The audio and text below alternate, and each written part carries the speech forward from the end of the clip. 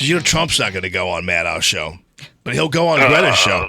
He might tweet about her, though. He might. I'm glad he tweets. How you doing, JJ Carafano? Happy New Year. It's good to be with you, brother. January 20th cannot come fast enough. Oh, I'd say. I just want to get back to one job, so I'm super excited about that. Hey, by the way, I'm going to be in D.C. then. I don't know. I'm every time I talk to somebody in D.C., I'm saying I'm going to be there. So apparently, I'm going to be seeing a lot of people. But I'd like to see you if you're going to still be there. That would be awesome. Yeah. So we'll see if we could hook up at some point. Maybe we could sneak up behind Trump, while they're doing the thing with the Bible, and just wave to our friends. Wouldn't that be cool? Yeah. What do they call that thing? Do the Cam Newton thing? Dab. Dab. Do the dab. Yeah. That would be awesome. All right. So you have some technical explanations regarding the whole Russian hacking stuff. So if you read, one of the things so the FBI and the Department of Homeland Security jointly put out this assessment of the hacks, and that's a publicly available document that you can get. And if you read it, I've seen people read it and tweet and say, "Well, this doesn't prove the Russians do that," and actually the document says it doesn't prove the Russians did that. So when you read that assessment, it talks about what we call the infrastructure of the hack. So the character, the malware, the servers that are used, the techniques that are used, and basically what it says is if this is consistent with other kinds of Russian activity, including other kinds of Russian activity that we have seen before, which is linked back to the government. That's what that says. And then it basically, because I talked to the people that wrote the thing, they said, if you want to know why we believe that the senior Russian officials actually directed or participated in that is classified intelligence, which is not publicly disclosable. So. And we're never going to see that. Now, it's interesting they've come out and they said next week they're going to put out an unclassified report, an unclassified version of all the other stuff, which leads them to believe that the Russians were behind it. But I imagine when we see the unclassified version of that, people that are skeptical, they say, well, you can't, 100% smoking gun prove this, that kind of stuff is not going to be publicly available. Well, in the next 3 decades, anyway. Yeah, right. And there's people, which is confusing to me, who are attacking Trump and others for being skeptical about the intelligence community's information. But in my opinion, even based on Clapper's history, that is, first of all, being stumped by the interview regarding the terrorist plot in London, and also, of course, talking, basically not telling the truth to Congress about NSA information gathering. It's no wonder. And of course, also Clapper having his name on a list of 122 people who declared Trump to be a danger to democracy. So, it's no wonder people are suspicious of what the intelligence community is up to.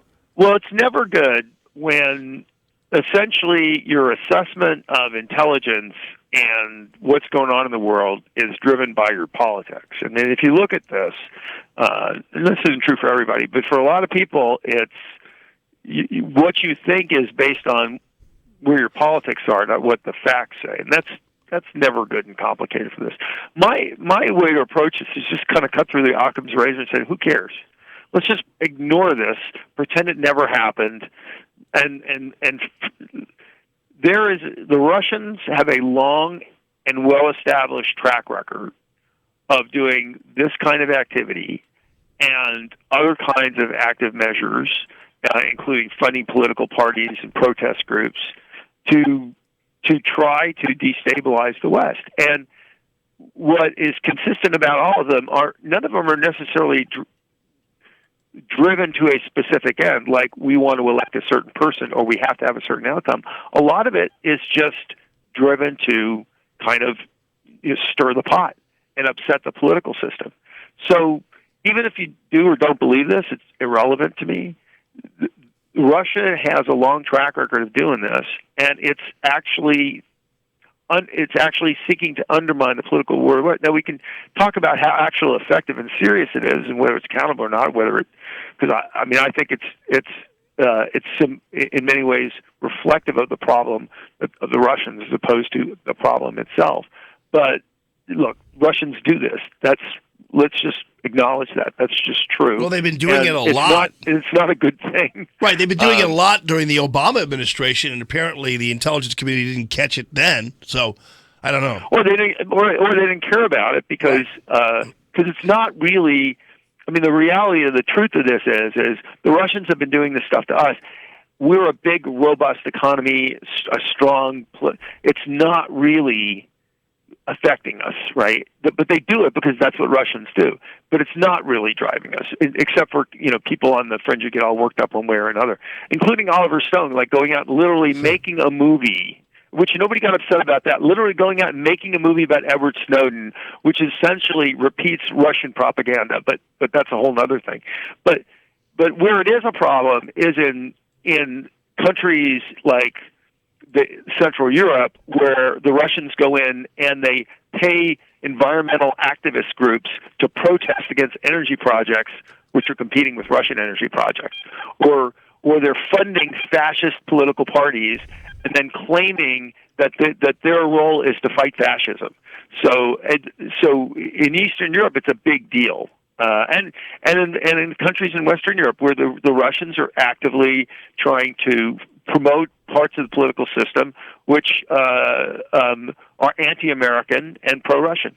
Yeah, that's interesting. I love the story, too, and eventually we'll get to it maybe next time you're on with us, is the story that Russia has always been a little nutty, because I remember being in D.C. one time and learning about the tunnel they tried to dig between the embassy there and the U.S. embassy. They caught them digging a tunnel. That's great. Yeah, we're always digging tunnels. All right, buddy. At JJ Carafano, heritage.org. Thanks for a great 2016, buddy, and looking forward to 2017 with you, my friend. All right, hope to catch you in D.C., bud. Definitely. We'll make some plans, okay?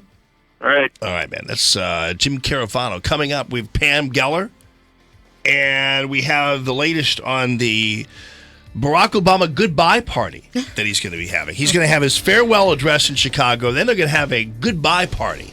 Star-studded list. 969-9797.